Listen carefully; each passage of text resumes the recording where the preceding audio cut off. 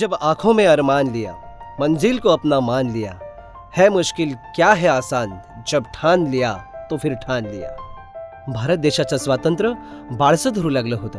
पारतंत्र्याच्या कचाट्यातून उभं राहत असताना शहर आणि ग्रामीण विकासकामं करण्याची इच्छा असूनही शक्तीची युक्तीची कमतरता जाणवत होती. यात सुविधां अभावी ग्रामीण भागातील विद्यार्थ्यांना याचे चटके बसत होते. हीच उणीव लक्षात घेत श्रीयुत शंकर खरगे यांनी देशाचं भविष्य घडवण्यासाठी शिक्षण, नोकरी पत्कारली.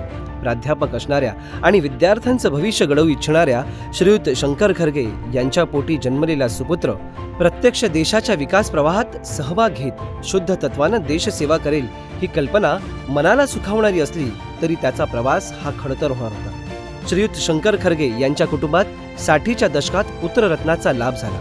अमृताची फळे अमृताच्या वेळी तेची पुढे चाली बीजाचीही. अगदी संत तुकारामांच्या वचनाप्रमाणे खरगे कुटुंबातील या बाळाचे पाय पाळण्यात दिसले. अभ्यासात निष्णांत आणि शारीरिक खेळात उत्तम असणाऱ्या चिरंजीवांचे नाव विकास ठेवण्यात आले. अगदी नावाप्रमाणे अभ्यास आणि मैदानी खेळात उजवा असणाऱ्या विकासने सर्वांचं लक्ष वेधून घेतलं. इचलकरंजी येथील शाहू महाराज जिल्हा परिषदेच्या शाळेत शिक्षण घेणाऱ्या विकासची स्वप्न फार मोठी होती.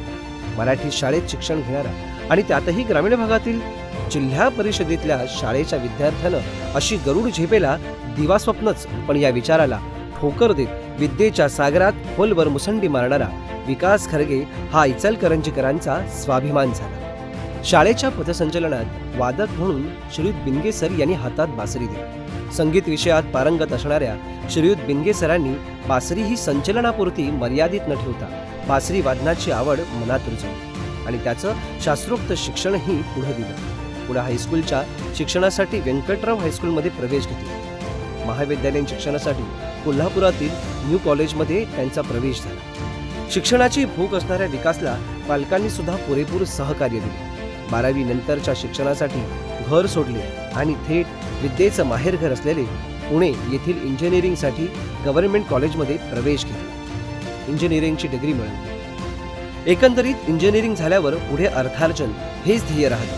विकासही तसेच झाले. प्राध्यापक म्हणून नोकरी स्वीकारली.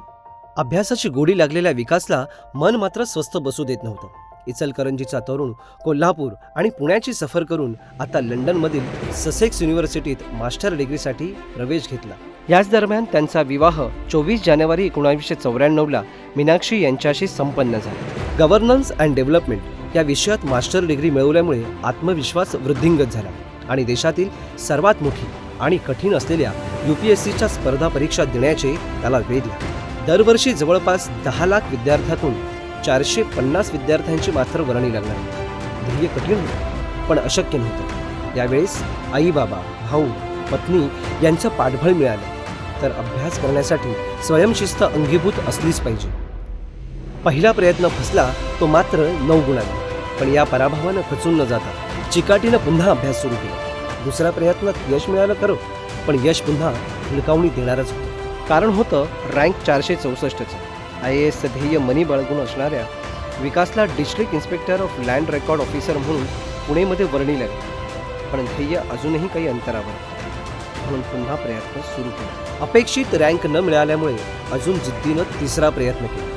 स्वयंशिस्त, चिकाटी, पहिल्या 2 परीक्षांचा अनुभव आणि विजय मिळेपर्यंत लढण्याच्या उमेदीनं यश मिळवून दिलं. देशातून 34वा तर महाराष्ट्रातून पहिला क्रमांक मिळवत आईबाबांनी दिलेल्या आशीर्वादाला, पत्नीने दिलेल्या विश्वासाला, गुरूंनी दिलेल्या ज्ञानाला, मित्रांनी दिलेल्या सहकार्याला न्याय दिला आणि आपला विकास देशाच्या विकासासाठी बहाल केला. खरगे कुटुंबियाचा चिरंजीव, इचलकरंजीकरांचा मान, देशसेवेचं व्रत घेऊन प्रशासनाचा अधिकारी झाला.